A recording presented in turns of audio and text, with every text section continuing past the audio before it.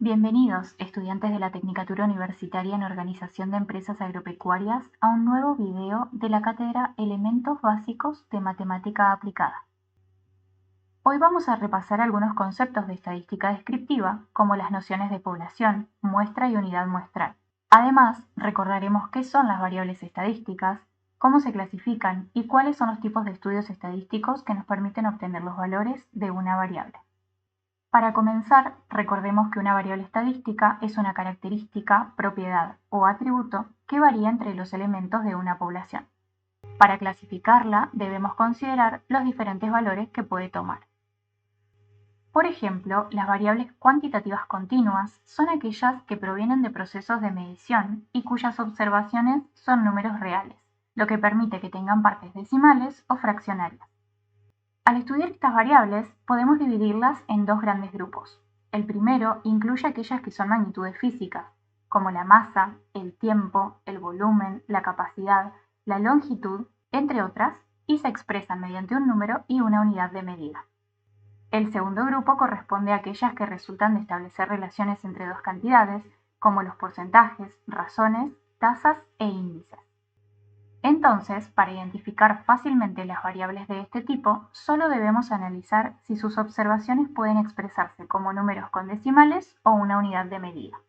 Por ejemplo, la distancia recorrida por un tractor con 10 litros de gasoil es una longitud que puede variar. 21,5 kilómetros para un tractor en condiciones normales de trabajo, 24,3 kilómetros para un tractor con poca carga en terreno firme, o 18,7 kilómetros para un tractor con implementos pesados en suelo blando, entre otros ejemplos. La precipitación en el mes de enero en la ciudad de Paraná también es una variable continua y su valor puede ser de 45,8 milímetros en un mes muy seco, 154,2 milímetros si las lluvias son moderadas, o 320,9 milímetros en un mes excepcionalmente lluvioso con tormentas intensas. La longitud entre nudos de trigo pan se expresa en centímetros y puede ser de 3,8 centímetros en condiciones de estrés hídrico o 3,2 centímetros en una zona con temperaturas bajas que limitaron el crecimiento. La concentración de cloruros disueltos en agua de pozo, medida en miligramos por litro o partes por millón, podría ser de 35,4 miligramos por litro o 35,4 partes por millón, medida que corresponde a agua apta para consumo humano y para riego.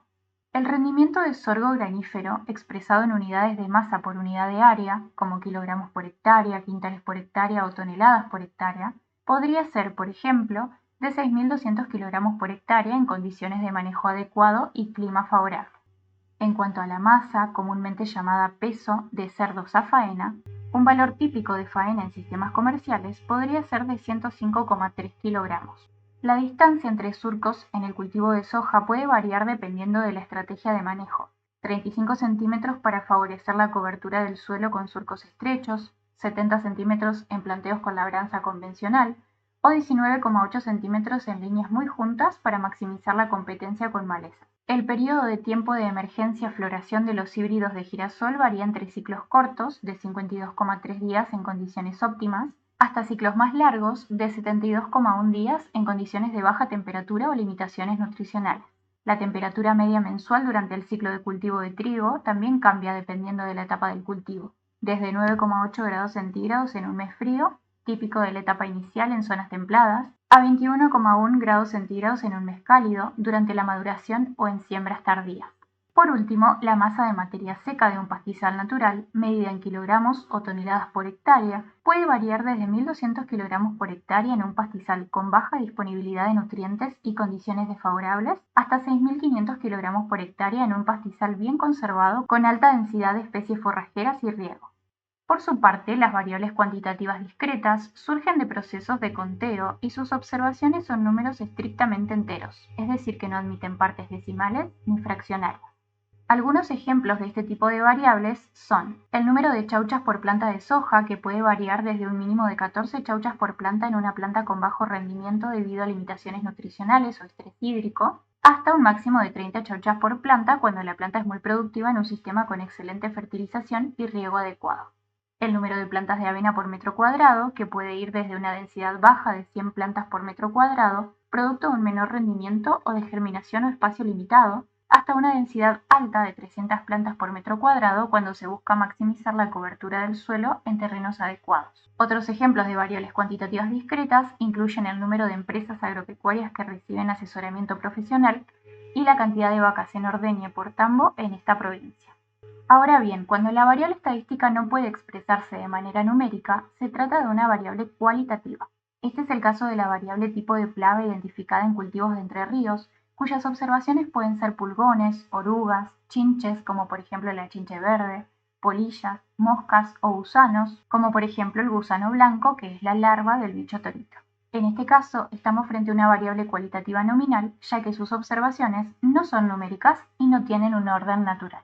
Otros ejemplos de variable de este tipo son las razas de ganado lechero en Argentina, como el holando o el pardo suizo, los sistemas de labranza utilizados en Entre Ríos, como la convencional o la siembra directa, el color del grano de maíz, que puede ser amarillo, blanco o rojo, entre otros, los tipos de inflorescencia, que refiere a las estructuras florales de las plantas, como el racimo de uvas, la espiga de trigo o la disposición en capítulo que observamos en el girasol, por mencionar solo algunos ejemplos. En el caso de la variable presencia de gripe aviar en países de la Unión Europea, solo puede tomar dos valores posibles, presencia o ausencia. Cuando una variable estadística puede tomar únicamente dos valores, se la conoce como dicotómica o binomial, como ocurre con el sexo de un animal, que puede ser macho o hembra, o el estado de una vaca al tacto, que puede estar preñada o vacía. Por otro lado, existen variables cualitativas ordinales, cuyas observaciones tampoco son numéricas, pero sí se pueden ordenar de manera lógica o jerárquica. Por ejemplo, en julio de 2024, el Servicio Nacional de Sanidad y Calidad Agroalimentaria emitió una alerta fitosanitaria por langosta sudamericana utilizando un mapa de calor para ilustrar el nivel de riesgo. Las zonas marcadas en rojo, como Catamarca, La Rioja y Córdoba, indican alto riesgo debido a las condiciones favorables para la plaga y su dificultad de detección en invierno, por lo que se requiere intensificación de vigilancia y tratamientos fitosanitarios. El color naranja designa amenaza, pero no hay provincias marcadas con este color en el reporte. Las zonas amarillas, como Salta, Formosa, Chaco y Santiago del Estero, presentan presencia de la plaga, pero sin amenaza inmediata, por lo que se recomienda precaución, monitoreo continuo y vigilancia reforzada. San Luis también está en riesgo debido a que las mangas detectadas en Córdoba podrían desplazarse hacia allí. Las zonas verdes, como Entre Ríos, Corrientes, Misiones, Santa Fe, Jujuy y San Juan, no tienen detección de la plaga, pero se debe mantener el monitoreo para prevenir brotes inesperados. Otros ejemplos de variables cualitativas ordinales son la calidad de grano a cosecha, que puede variar desde malo hasta excelente, pasando por diferentes niveles intermedios de calidad, y la intensidad de verticilos según la sintomatología en las hojas de híbridos de girasol, que hace referencia a la presencia y grado de afectación de la enfermedad llamada verticilosis. Esta variable puede tomar valores de 0 a 5, representando niveles crecientes de severidad de la enfermedad. Además de clasificar una variable estadística, es posible distinguir los tipos de estudios estadísticos que dan lugar a las observaciones de una variable. En los estudios observacionales, el investigador no interviene directamente, sino que simplemente observa y registra datos ya existentes. Un ejemplo de esto podría ser el análisis de las temperaturas diarias mínimas registradas en una localidad durante un año, o el conteo del número de plántulas de maleza por metro cuadrado. Por otro lado, en los estudios experimentales, las observaciones provienen de un experimento controlado, donde el investigador manipula algunas variables para observar los efectos. Un ejemplo de estudio experimental podría ser la evaluación del aumento de masa en terneros sometidos a una dieta de engorde, o la inspección del número de insectos muertos tras la aplicación de un pesticida en bandejas con 100 insectos. Analicemos el caso de la evaluación del efecto de diferentes tipos de fertilizantes en el rendimiento de cultivos de trigo. Durante la temporada de siembra del año pasado, en un establecimiento agrícola de la zona pampeana, se evaluó el efecto de 3 tipos de fertilizantes sobre el rendimiento de cultivos de trigo. Para realizar el estudio se seleccionaron 4 parcelas representativas dentro del establecimiento en las que se aplicaron 4 tratamientos: fertilizante A, fertilizante B, fertilizante C y un grupo de control sin fertilización. En cada parcela se registró el rendimiento del cultivo al finalizar la temporada, midiendo la cantidad de trigo cosechada. La población en estudio fue el establecimiento agrícola de la zona pampeana analizado durante la temporada de siembra del año pasado, y la muestra estuvo conformada por las 4 parcelas representativas seleccionadas. Cada una de estas parcelas correspondió a una unidad muestral, por lo que el tamaño muestral fue 4. La variable estadística estudiada fue el rendimiento del cultivo frente a diferentes tipos de fertilizantes, una magnitud física que se puede medir, por ejemplo, en quintales por hectárea, lo que permite clasificarla como una variable cuantitativa continua. Además, dado que se aplicaron diferentes tratamientos para evaluar sus efectos, el estudio se clasificó como experimental. Analicemos ahora el caso del registro del precio por litro de leche pagado al productor lechero.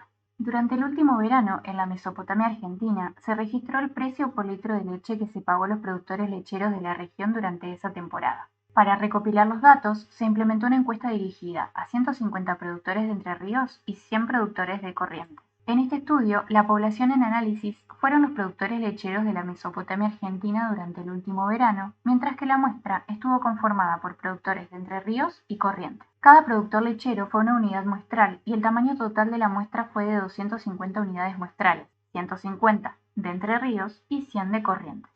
La variable estadística estudiada fue el precio por litro de leche, que se puede expresar en unidades monetarias por litro, como pesos por litro, dólares por litro, entre otras. En consecuencia, se clasifica como una variable cuantitativa continua. Este estudio fue de tipo observacional, ya que se limitó al registro de los precios pagados a los productores sin ninguna intervención directa. Para finalizar, te invito a considerar una encuesta de satisfacción. ¿Cómo calificarías este video? Selecciona la opción que más te represente y si elegís la última, dale like. Te dejo pensando. La variable nivel de satisfacción del usuario, ¿cómo se clasifica? ¿Y la variable clasificación de una variable estadística? Espero tu respuesta en comentarios. Gracias por quedarte hasta el final. Nos reencontramos en el próximo video.